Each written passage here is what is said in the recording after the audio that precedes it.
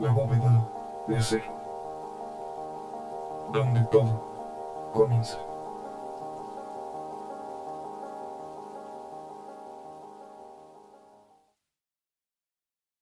Bienvenidos sean todos al episodio 10 de La Bóveda de Acero, el podcast en donde se habla un poco de todo.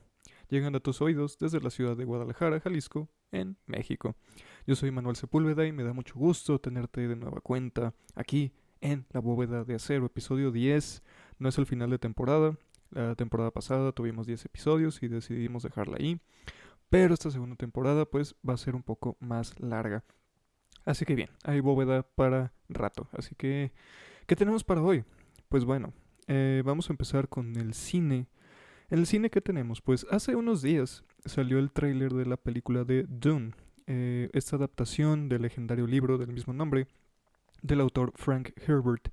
Y esta vez la adaptación va a estar a cargo de Denis Villeneuve, el mismo director de Blade Runner 2049 y de Arrival, por nombrar algunas películas. Pero no es la primera vez que Dune se adapta a la gran pantalla. Ya ha habido otras ocasiones. Vamos a repasar un poco la historia de estas adaptaciones y si realmente cumplieron los estándares que impuso el libro. Por otra parte, en música, un tema un poco controversial, algo personal, pero también siento que es una opinión que es compartida por muchos, que es los Beatles. ¿Mejor separados que juntos? Vamos a ver si es cierto. Y finalmente en videojuegos, pues también, por fin se anunció el precio de la Xbox Series X, además de su modelo digital Xbox Series S. Pero ¿qué diferencias va a tener? Porque no solo es el precio, sino también en pues cómo va a funcionar y lo que nos va a ofrecer en cuanto a rendimiento. Así que bien, ese va a ser el episodio 10 de la bóveda de acero. Espero que te quedes con nosotros y sin más, vamos a perdernos un rato en los callejones de la bóveda. Comenzamos.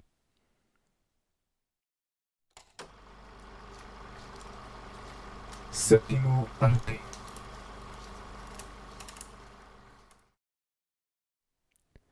Dune. Dune es uno de esos libros legendarios que siempre van a ser recordados porque son clásicos definitivos de la literatura en general, no solo del género de la ciencia ficción, sino también de la cultura general, se podría decir, pues sí, de la cultura general. Es decir, Dune vino a marcar un antes y un después en la forma en la que se hacía o la que se escribía ciencia ficción. Dune vendría a ser como algo así como una épica estilo Star Wars, estilo El Señor de los Anillos, pero con una temática pues un poco más al estilo medieval. No sé explicarlo porque realmente es una obra realmente compleja, es larga, pero realmente tiene mucho que ofrecer. El otro día, viendo el tráiler, vi un comentario en la sección de comentarios de YouTube que decía El Señor de los Anillos de la ciencia ficción. Y me pareció bastante acertado este comentario porque pues realmente Dune se podría considerar el Señor de los Anillos de la ciencia ficción, literalmente. No lo digo por tal vez la influencia como la tiene el Señor de los Anillos, sino más bien porque Dune es una historia épica, es una historia que se siente muy al estilo epopeya medieval, pero con muchos elementos de ciencia ficción. Obviamente, es una obra de ciencia ficción totalmente, pero lo que sí es que tiene muchos temas que lidian con la realeza, el heroísmo y básicamente es el viaje del personaje principal, Paul Atreides, en ahora sí que en su aventura, en su andar y pues lo que es parte de su vida, no solo perteneciendo pues a la nobleza, sino también perteneciendo a un pueblo y defendiendo pues su propio honor. Así que pues sí, es una epopeya estilo medieval con el estilo totalmente de ciencia ficción.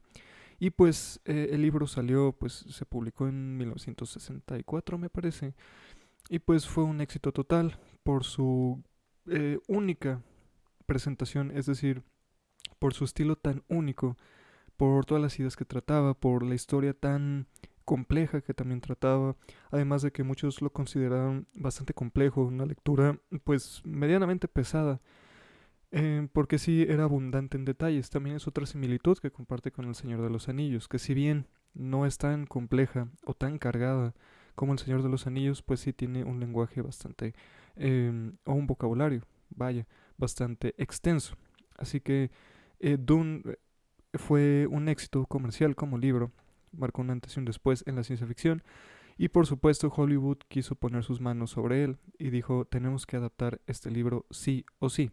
Obviamente Frank Herbert, el autor, pues lo apoyó totalmente, pero por muchos años se le consideraba inadaptable a Dune por la cantidad de detalles que tenía, por la historia tan larga que tenía, los personajes tan complejos y también, vaya que hay bastantes personajes que sería, bueno, muchos lo consideraban muy difícil de adaptar simplemente por eso.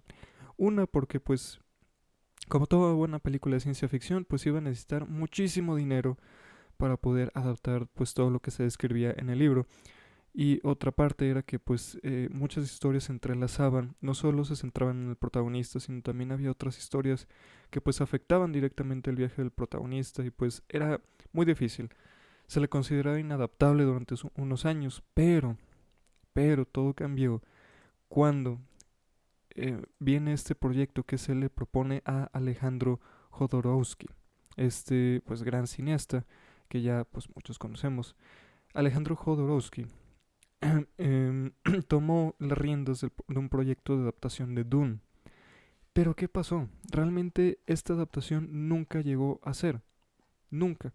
Si bien pintaba como para ser el proyecto cinemático del siglo, jamás se hizo, porque se le consideró muy, muy cara para ese tiempo. Entonces, ¿cómo viene o cómo fue el camino de esta adaptación de Alejandro Jodorowsky que jamás pasó? Pues bueno, para empezar el cast era demasiado extenso, demasiado caro también, porque iba a incluir a Orson Welles en el papel del barón Harkonnen, Salvador Dalí como el emperador Shaddam IV, y la banda sonora iba a estar interpretada, compuesta totalmente por Pink Floyd, nada más y nada menos que Pink Floyd, imagínense. Entonces, ya con el cast ya pintaba bastante bien. Y otra cosa era que, pues obviamente para ese tiempo, pues los efectos prácticos eran lo único que había. Y debido a la complejidad de la obra, pues iba a ser extremadamente difícil hacerle justicia al libro y en esos tiempos. Así que se rumora que sí hubo sets de grabación, sí se grabaron algunas escenas, pero jamás salió a la luz porque pues simplemente iba a ser muy cara y pues iba a ser muy muy muy compleja de grabar. Así que pues bueno, jamás sucedió y probablemente jamás veamos un poquito de lo que hubiera sido Dune de Alejandro Jodorowsky.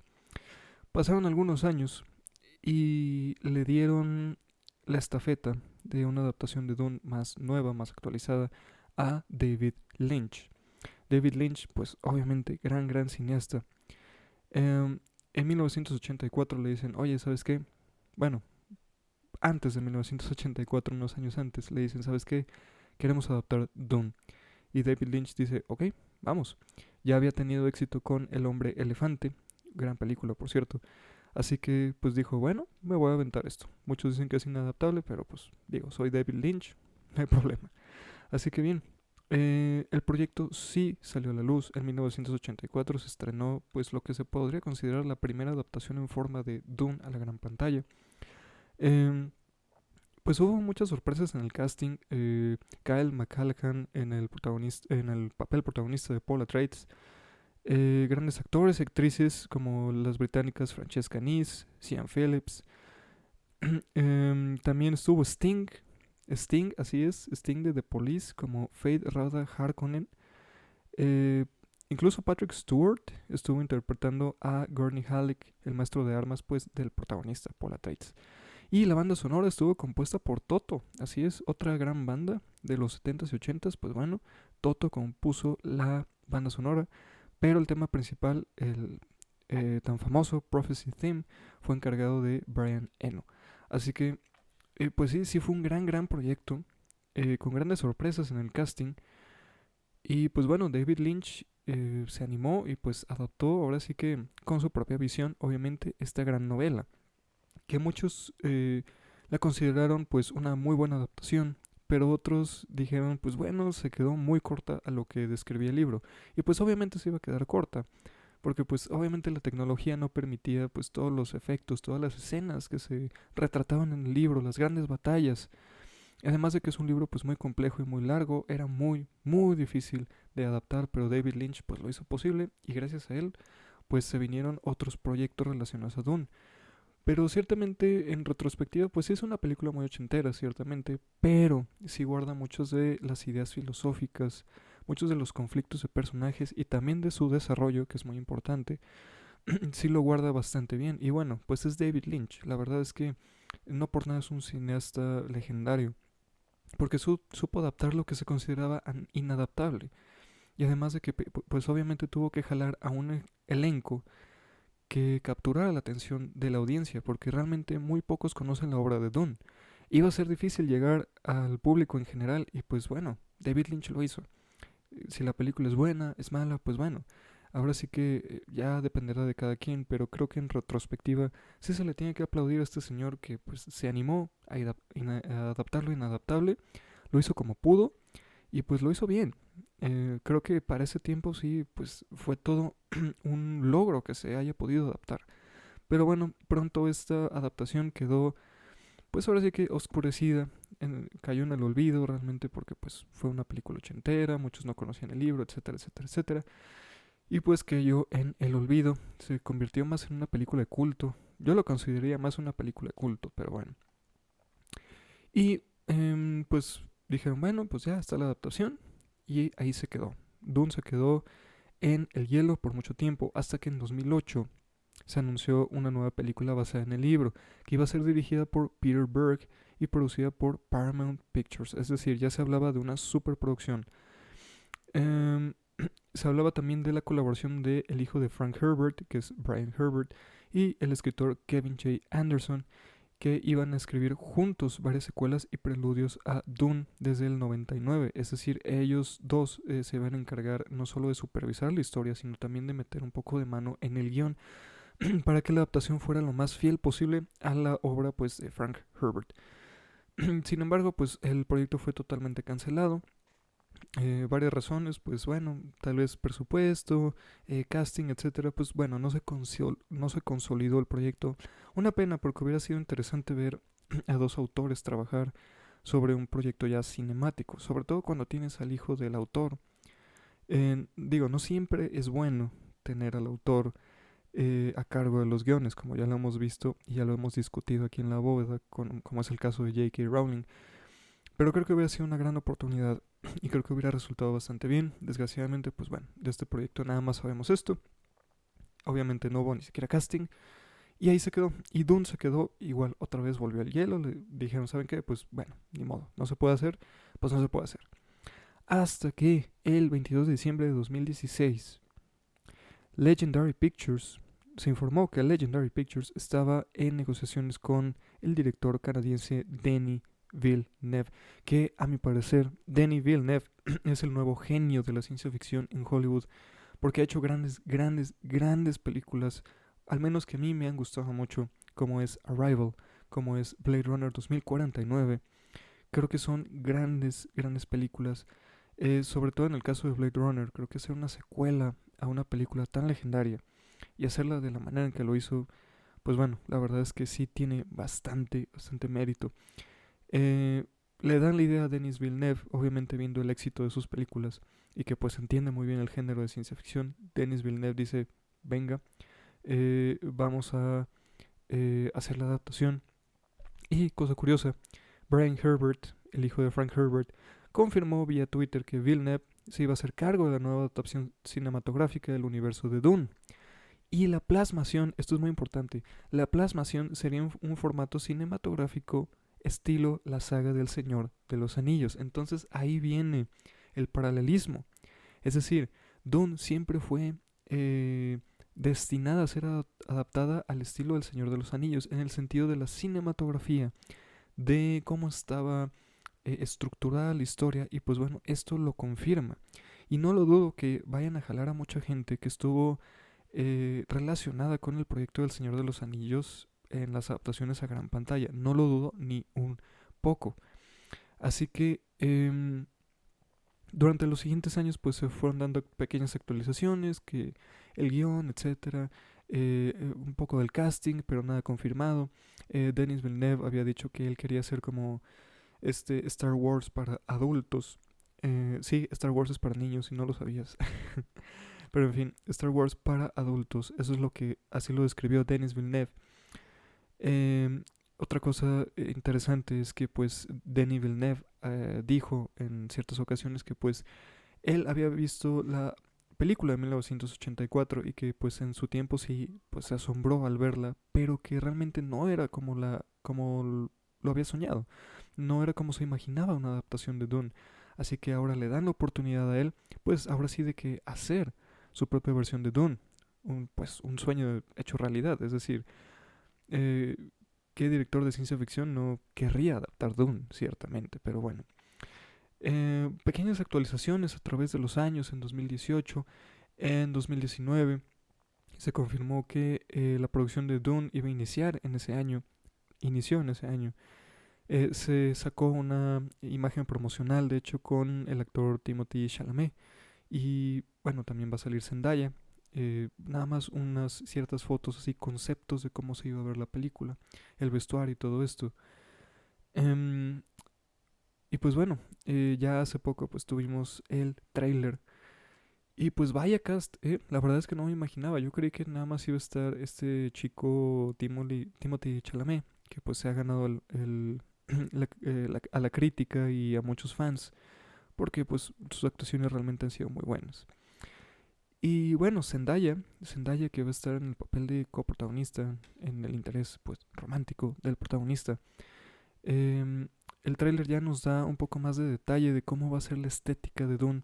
Hay, son colores apagados, realmente son colores muy apagados, son colores muy desérticos por así decirlo, muchos tonos de café, amarillo, etcétera, que pues realmente evocan el universo de Dune, que es una amalgama de culturas medio orientales con un toque de occidentalismo. Creo que estilísticamente se ve bastante interesante, aunque no lo vemos muy a fondo. Pero también, siguiendo hablando del cast, la verdad es que sí me sorprendió. Tenemos a Dave Bautista, que su nombre de luchador era Batista, que todos recordamos por Drax el Destructor en las películas de Marvel. Pues bueno, Dave Bautista ya había participado con Denis Villeneuve en Blade Runner 2049 en un pequeño papel al inicio de la película. También tenemos a Jason Momoa, el propio Aquaman en Dune, sin barba, se ve rarísimo, pero bueno. Em, Obviamente Zendaya, Timothée Chalamet. Tenemos muchas sorpresas en el cast y no me sorprendería que haya algunas más escondidas. Y muchos decían, pero está demasiado plagado de estrellas que ya han sido superhéroes. No podemos tener una película sin actores que hayan sido superhéroes. Pero la verdad es que me parece muy inteligente la decisión del cast porque realmente creo que Dune es una obra que realmente merece ser experimentada por más gente. Y al incluir a gente más famosa, que la gente reconoce por sus papeles de superhéroes, entonces el público o el mercado nicho de esta película puede ser mucho más grande y pues realmente pues se puede dar a conocer mucho más. Así que pues bueno, ya esperaremos. Seguramente va a salir otro tráiler. Este tráiler inicial yo creo que nada más fue para ver cómo era la reacción del público, pero seguramente va a haber más trailers conforme se acerque la fecha de estreno. Algo más, como último detalle, se mencionó que Denis Villeneuve estaba planeando hacer dos películas de Dune, es decir, esta que es pues la primera película, se podría decir, pues va a servir como de introducción al universo, a nuestro protagonista, a pues ahora sí que todos los personajes y cómo estos van formando el universo de Dune.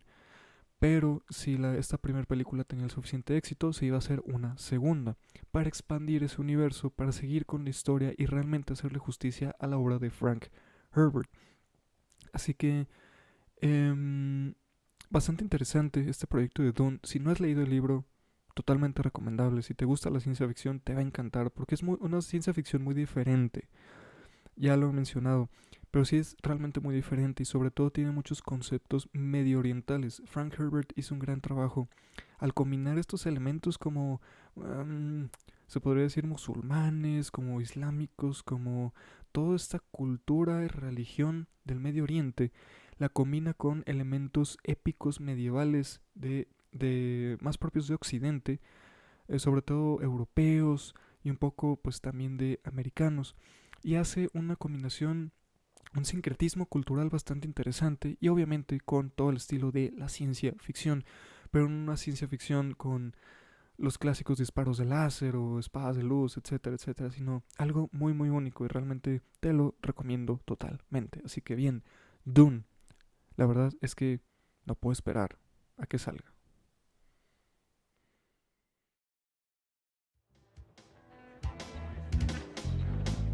Música.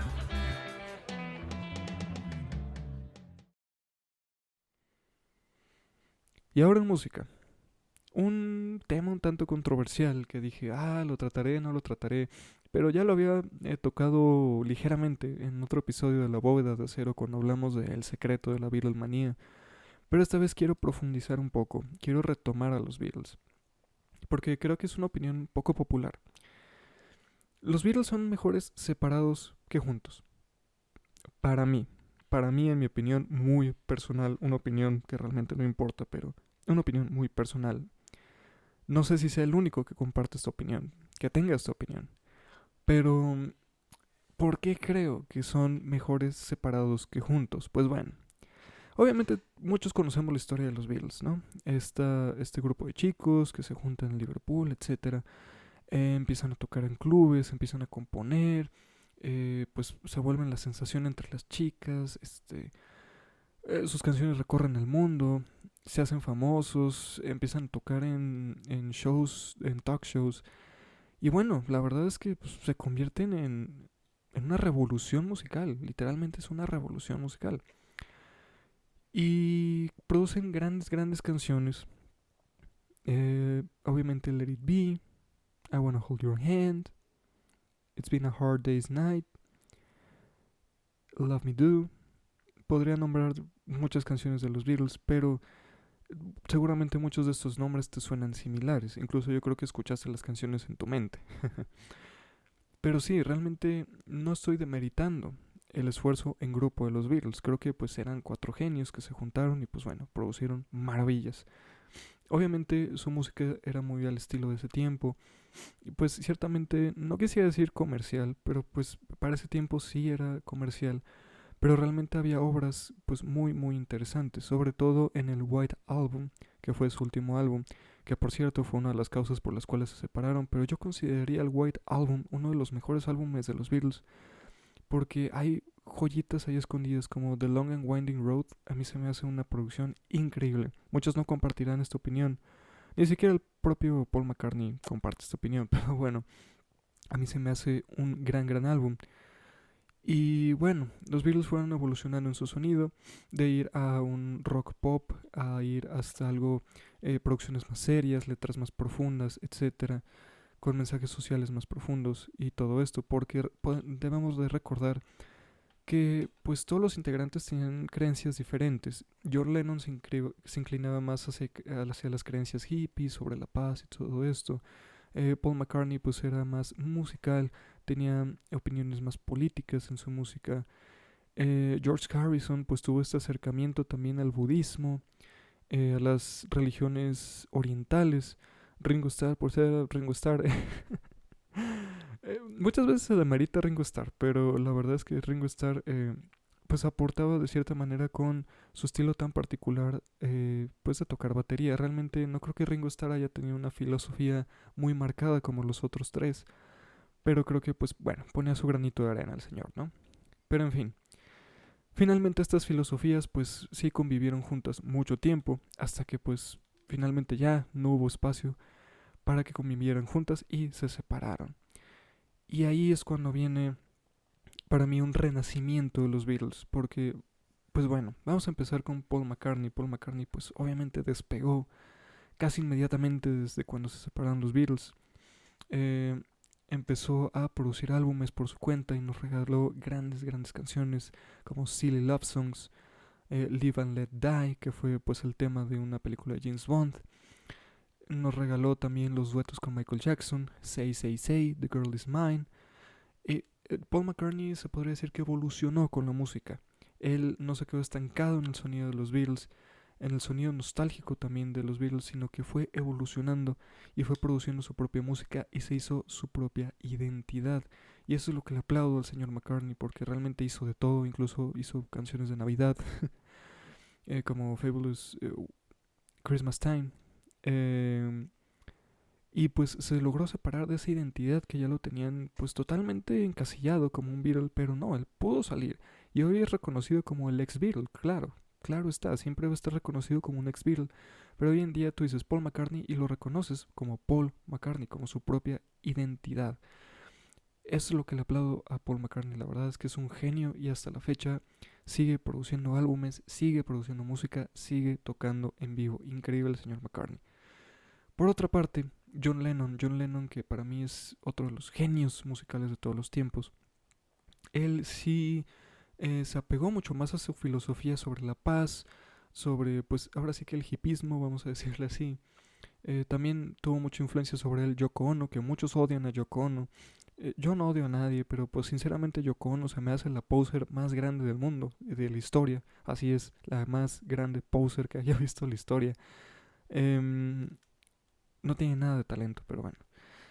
este, John Lennon se apega a todos estos conceptos y deja ver mucha de su filosofía en esta música. Y sobre todo también deja ver mucho su amor por Yoko Ono. Realmente estaba enamoradísimo de Yoko Ono y lo hace ver en muchísimas de sus letras y muchas de sus producciones. Que John Lennon no tuvo tanto éxito con sus discos. De hecho, Sometime in New York City, creo que se llama su álbum más famoso, no fue tan bien recibido por la crítica. Por lo mismo que su filosofía era muy marcada, tal vez algunas de sus canciones no, tal vez no eran tan comerciales, no eran tan del agrado de la crítica y pues la crítica no adoraba tanto a John Lennon como adoraron a Paul McCartney, ciertamente, pero lo que sí hay que destacar es que pues John Lennon era un genio, en el sentido que pues nos regaló esta canción de Imagine, que es una canción muy simple, muy minimalista, pero con un gran mensaje de fondo. No sé si Lennon haya escrito totalmente en solitario la letra, pero para mí la letra es la mejor de Imagine. También tenemos Starting Over, una gran canción que pues obviamente está dedicada a Yoko Ono, que está totalmente en este estilo de música de los 60s, muy al estilo sesentero, muy al estilo balada romántica de sus tiempos. También tenemos a Woman, que es una canción también dedicada a Yoko Ono, pero Woman me parece también una gran canción. Y podemos notar cómo John Lennon tenía un estilo más marcado, es decir, él sí se quedó un poco más estancado en el sonido de los 60s, 70s, en el sentido que le gustaba escribir canciones muy románticas, le gustaba escribir baladas bluseras. Se quedó mucho en ese concepto, pero le funcionaba porque no se escuchaba viejo, no se escuchaba como un sonido pues viejo, como de lo nostálgico de los 50, 60, sino que lo supo adaptar a su propio estilo y creo que eso pues bueno, se le aplaude mucho al señor Lennon, aparte de que pues bueno, John Lennon era muy bueno en el piano, nos regalaba armonías bastante buenas, creo que John Lennon sabía jugar bastante bien con la armonía. Creo que como compositor, como un conocedor de la teoría musical, creo que él estaba bastante entrenado del oído y también pues en cuestiones teóricas. Creo que eh, en ese sentido sí John Lennon se le tiene que aplaudir eso, que era un genio de los arreglos, un genio de también pues las letras y de cómo capturar una filosofía en la música. Ese creo que es el gran genio de John Lennon. Después pasamos a George Harrison. George Harrison, que para mí, pues yo creo que es el más grande de los genios de los Beatles, más que Paul McCartney y John Lennon. Aunque muchas veces no se habla tanto de George Harrison, porque George Harrison tiene una carrera bastante interesante. Porque bueno, él empieza en los Beatles, guitarrista, etcétera, etcétera. Después se separan y en los 70s tiene este cambio totalmente en el que pues empieza a inspirarse en otras religiones, en otras filosofías más orientales y al igual que Lennon, empieza a escribir de manera muy filosófica sus letras. Y bueno, tenemos a My Sweet Lord, esta, pues ahora sí que este himno a todas las religiones del mundo y a la unidad. O por ejemplo, While My Guitar Gently Weeps, una canción extraordinaria, un himno del rock totalmente. Y hay que recordar, George Harrison pues no solo era este guitarrista X, realmente George Harrison es uno de los guitarristas pues más influyentes de toda la historia.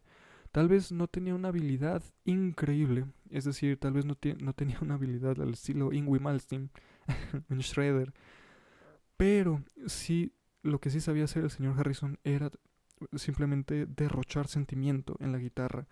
Sabía cómo componer de manera que su guitarra y los demás arreglos se hicieran una sinergia totalmente perfecta. Y no solo eso, sino que también empezó a, pues, a proyectar todo lo que pensaba sobre el mundo, sobre la religión, sobre la unidad mundial, sobre la paz, etcétera. Y prueba de eso es el famoso concierto en Bangladesh, un gran concierto en el que pues va a este país pues realmente que no era tomado en cuenta por nadie, que era pobre, etcétera, etcétera. Y George Harrison dice, quiero ir a Bangladesh. Y hace un concierto y le regala este concierto a estas personas que hasta la fecha es recordado con mucho cariño. Y pues es uno de los conciertos de rock más históricos, porque ¿quién más ha hecho un concierto en Bangladesh? Realmente. Así que creo que George Harrison era en ese sentido un visionario de la música. Un visionario de también eh, juntar espíritu y música en los sonidos que produces. Juntar todas estas filosofías orientales, adaptarla a tu música y darle sentimiento y sentido a lo que haces. Creo que George Harrison es uno de los que mejor ejemplificó esto en los 70s.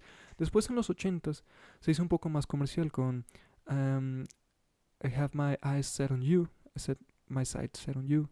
Se me olvidó un poco el nombre, disculpen, pero em, empezó a hacer cosas más comerciales, pero pues se adaptó a su tiempo y también siguió pegando, increíblemente siguió pegando y no solo porque fuera un ex Beatle, sino porque ya era reconocido, ya había sido reconocido en los 70s y en los 80s dijo, pues bueno, me voy a adaptar a este sonido, me gusta este sonido, voy a hacer algo más popero, voy a hacer algo pues que ya no sea tan profundo, etcétera, y lo hizo de maravilla y siguió vigente. Eso es lo interesante de George Harrison, que siguió vigente a pesar de que Paul McCartney y John Lennon pues estaban explotando en fama. Creo que eso se le tiene que aplaudir bastante al señor Harrison.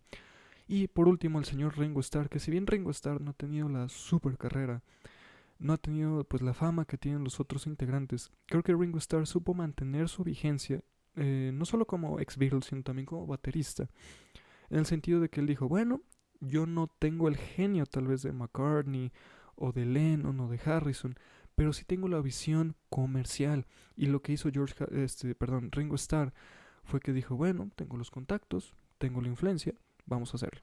Forma su All Star Band, en donde él, pues sí, es baterista, pero él invita a otros músicos de diferentes bandas. Y por eso se llama la All Star Band, porque junta a una cantidad increíble de artistas de diferentes bandas, de diferentes estilos de música, para que toquen con él.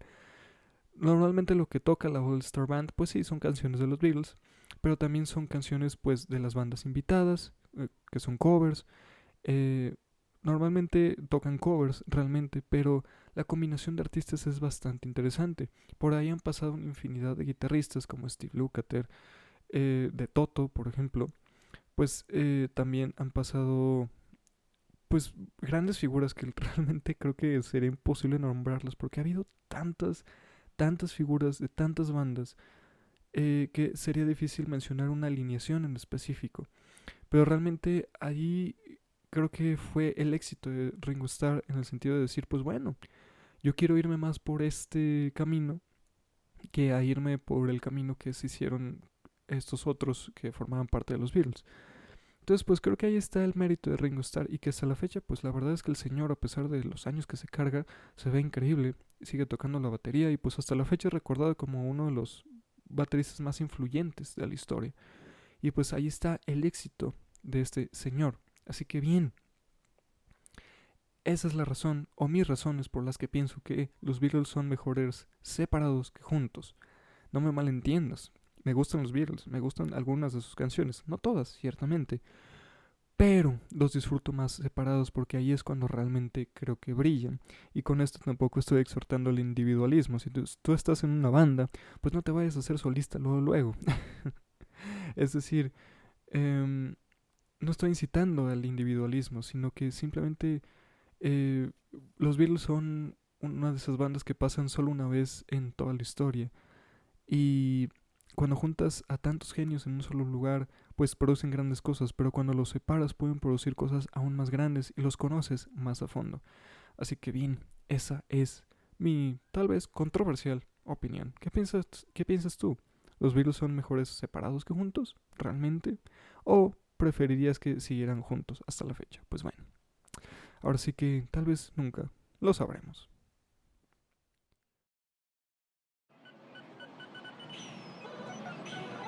Videojuegos.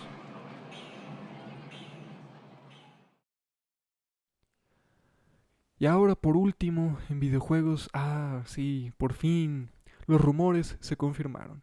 Xbox Series X, Xbox Series S. Por fin un leaker forzó a Microsoft a revelar los detalles de su nueva consolas, más bien dicho, de nueva generación. Así es, por fin el rumor se salió de control. Microsoft pues se estaba guardando muy bien el precio de la nueva Xbox y dijo pues bueno pues ya lo revelaron, esto es verídico, pues vamos a hacerlo. Hasta sacaron un trailer y pues bueno, entrevistas con desarrolladores y pues ya saben, todo el círculo mediático que tenían preparado, ¿no? Y pues bueno, ¿qué sorpresas nos dio? Pues primero que nada quiero aclarar, pues obviamente era una acción publicitaria, en el sentido de que ni Sony ni Microsoft iban a revelar sus precios hasta que casi llegáramos a fin de año, hasta que casi estuviéramos así un día antes de que salieran las consolas, porque el primero que revela el precio es como cuando una nación amenaza con lanzar bombas nucleares a otra, es lo mismo. Ambos estaban esperando a ver quién saca el precio primero, tú o yo, hasta que por fin los rumores se salieron de control y Microsoft dijo, pues bueno, ni modo, vamos a hacerlo oficial. ¡Pum! Sacamos el precio de la Series X y además revelamos el modelo solo digital que es la Xbox Series S. Sacan el precio y bueno, pues ya están ahora sí en la mira de todos los medios de videojuegos. Así que, bien, ¿cuáles son las diferencias entre el Series X y el Series S? Eh, Varios puntos. Primeramente el diseño. El diseño de la Series X pues es más como una torre, es más como un CPU. El Series S es más, nos recuerda un poco más al diseño de la Xbox One S, en el sentido de que pues es más delgada, tiene ciertas cosas interesantes por ahí, además de que pues bueno, la anuncian en blanco para diferenciarla aún más. Xbox ha decidido que la rejilla negra de Xbox Series X pues que esté ahí como a manera de ventilación y que la consola sea blanca. Eh, Esto pues bueno causó un poco de controversia porque muchos decían pues es una bocina, pero no, es una rejilla. Hay que recordar que el Series X tiene la rejilla de ventilación arriba y el Series S por un lado, por lo mismo del diseño que es mucho más compacto. En cuanto a procesamiento de gráficos, el Series X va a estar recortada, no vamos a tener la misma fidelidad en gráficos. Y ahí van un poco de cuestiones técnicas. La CPU de la Series X va a funcionar a 3.8 GHz por núcleo y la S a 3.0 GHz, que realmente pues bueno, no es tanto. Ya si forzamos la CPU pues sí se va a notar, pero pues ya sería cuestión de verlo con los juegos que se vayan a lanzar. Eh, Aún más procesamientos, hay aún más diferencias de gráficos. En la Series X pues vamos a tener 12 teraflops y la Series S va a tener 4 teraflops. Aquí sí se va a notar más la diferencia en cuanto a fidelidad de gráficos. La Series X sí se va a llevar por mucho a su contraparte digital. La RAM también va a haber mucha diferencia. La Series X va a tener 16 GB de RAM, mientras que la Series S va a tener 10 GB. Lo cual me sorprende, 10 GB la verdad es que pues está bastante bien. Creo que está para un modelo austero, podría decirse, creo que pues no nos deja mucho que desear. El Ray Tracing va a ser compatible con ambos. A muchos les preocupaba si iba a haber Ray Tracing en Series S. Pues bueno, sí va a haber Ray Tracing en ambos. La Series X va a poder ejecutar juegos en 4K completa y la Series S va a estar bloqueada a 1440p. Ambos van a ejecutar juegos a 60 FPS de forma nativa, pero van a poder llegar hasta las 120 FPS, ya dependerá de lo que permitan los juegos que salgan en ambas consolas. La Series S además va a admitir frecuencias de actualización variables y de sombreado, es decir, sí va a ser un modelo austero, pero le va a dar batalla, es decir, si prefieres comprar la Series S, pues bueno, no te vas a quedar deseando, realmente pues vas a tener una experiencia bastante buena. Tal vez no tengas la versatilidad del Series X, pero bueno, si lo tuyo son realmente nada más jugar, no te importan tanto las gráficas ni nada por el estilo, ni cosas técnicas, pues creo que la Series X va a ser una buena opción. Por otro lado, el almacenamiento, pues bueno, el X va a venir con un SSD interno de 1 TB, una ranura de expansión para unidad patentada por Microsoft, adicional de 1 TB. Así que, pues bueno, vamos a poder tener hasta 2 TB de memoria en el Series X. Vamos a poder meterle discos duros externos USB. Y pues bueno, sí, eso va a ser expandible para el Series X. Y la Series S también va a tener un SSD de 512 GB y obviamente para mantener bajos los costos también va a tener pues tiempos de carga muy rápidos y otras características pues gracias a la tecnología SSD. Em, ¿Qué más? Pues también va a admitir la tarjeta de expansión de 1 TB, el Series X, pero va a estar disponible por separado. Ambas van a admitir unidades USB 3.0 externas, pero no funcionarán con tiempos de carga más rápidos. Es decir, em, el Series X va a estar un poco más, perdón, el Series S va a estar un poco más limitado en cuanto a los dispositivos que tú le conectes, dependiendo de la versión USB que tengan. Pero pues bueno, realmente creo que eso, eh, te repito, creo que eso es más como, si estás buscando algo más equipado, pues bueno, el Series X. Pero si buscas algo más austero, no te importan tanto esas cosas, pues el Series S y ya. El control inalámbrico que va a venir con la Series X y el de la Series S pues no va a ser diferente, solo va a ser, la única variación va a ser el color, es todo. El control pues ahora sí, el mismo que hemos conocido por parte de Xbox, va a seguir siendo el mismo. Juegos accesorios, aquí es donde va a haber yo creo que más diferencias. Obviamente los juegos, los gráficos van a mejorar. eh, con el Series X van a poder ser más optimizados. Los accesorios, Microsoft confirmó que todos los controles de Xbox One, auriculares y otros accesorios que tengas, pues bueno, van a seguir funcionando con ambas consolas nuevas. Así que eso es una buena ventaja. El servicio de suscripción de Microsoft, el Xbox Game Pass, va a estar disponible en las consolas de la próxima generación. Y también van a dar EA Play gratis, que se van a agregar al Xbox Game Pass Ultimate. Así que pues bueno, el Game Pass pues realmente se convierte en un servicio bastante atractivo y que pues Microsoft le está apostando todo. Ahora sí que todo, se está yendo con todo con el Xbox Game Pass. ¿Qué más? Pues bueno, el entretenimiento en el hogar, por si tú usabas tu Xbox como reproductor de Blu-ray y todo esto, pues bueno, no va a haber unidad de disco físico en el Series S. El Series S va a ser totalmente digital. Tú vas a descargar, bueno, comprar y descargar los juegos de manera totalmente digital y no vas a poder comprar físicos. La Series X pues sí va a tener su unidad de Blu-ray 4K, Ultra HD, ya sabes.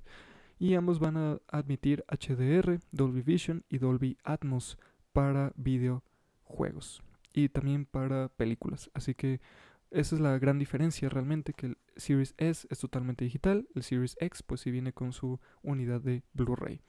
¿Cuál es el precio? Pues bueno, voy a hablar en términos de pesos y de euros. La Xbox Series X va a costar 449 euros, es decir, $499. En México la Series X va a costar 13.500 pesos, me parece. Si está bien la conversión, ya veremos cómo varía también el dólar para cuando salga. Obviamente por la potencia y fuerza adicionales que te va a estar ofreciendo. Y la Series S va a costar $299 o 249 euros. Así es. Y aquí en México va a estar alrededor de 8,000 pesos. Probablemente llegue a 9,000, depende de la tienda en donde se ofrezca. Si hay una diferencia notable, obviamente. El precio de 8,000, 9,000, pues es a lo que te cuesta una consola, pues nueva, es decir, un Xbox One o un PlayStation 4 es lo que te cuesta actualmente. Pues bueno, no está tan mal. Así que, pues bueno, esas son las grandes diferencias. La diferencia es, pues ya como vimos, es mucho más grande que el precio. Y ahora viene el movimiento de Sony. Está la especulación. Bueno, si estos son los precios de las nuevas Xbox, ¿cómo van a estar los precios de Sony? Porque en sí Sony también va a ofrecer lo que es el modelo con disk drive, es decir, que va a admitir juegos físicos, y su modelo totalmente digital. Y ambos tienen el mismo diseño, con ligeras diferencias, pero es el mismo diseño. Entonces, muchos han llegado a especular de que tal vez Sony ofrezca al mismo precio ambos modelos, o que tal vez no haya tanta diferencia como en el caso de los Xbox. Pero en sí, ahora todos los ojos están puestos sobre Sony. Sony, pues a mi parecer está obligado a por lo menos igualar los precios. No puede ir más arriba. Que sí lo creo posible. Es decir, sí lo veo dentro de las posibilidades que Sony se vaya un poco más arriba en los precios. Pero probablemente van a argumentar de que, bueno, es que te estamos ofreciendo más potencia, etcétera, etcétera, etcétera. Tendrán que hacer muy buen marketing para realmente irse arriba en los precios. Pero no lo creo. Si bien quieren competir con Xbox y lo han hecho siempre, creo que el PlayStation 5 puede estar un poco más abajo del precio de una Xbox. Al menos es lo que pienso, al menos es lo que se ha estado rumoreando en redes sociales y lo que han estado reportando ciertos medios. Así que ahora solo hay que esperar a que se revele el precio final de la PlayStation 5. Así que bien, ¿cuál va a ser tu compra? ¿Te vas a comprar el Series X? ¿Te vas a comprar el Series S? ¿Cuál consideras que sería la mejor opción? Ahora sí que todo depende del consumidor final. Y así, amigos, amigas, hemos llegado al final de la bóveda de acero. Gracias por escucharnos, de donde quiera que seas, de cualquier parte del mundo, del idioma que hables, de cualquier cosa. Muchas gracias por escuchar un capítulo más de la bóveda de acero. Todavía nos quedan algunos episodios más en esta segunda temporada. Muchas gracias. Antes de despedirme, pues te dejo mis redes sociales: Facebook, Manuel Sepúlveda; megustascribir.com, Manuel Sepúlveda; Twitter, @bóveda acero; el Patreon también, Manuel Sepúlveda. Y te recuerdo, mi libro, Desolación, ya está a la venta por Amazon. Ahorita solo está en formato electrónico, pero ya lo puedes adquirir desde donde quieras y lo puedes disfrutar en cualquiera de tus dispositivos con la aplicación de Kindle. Así que muchas gracias por su apoyo a este podcast. Y nos vemos. Hasta la próxima.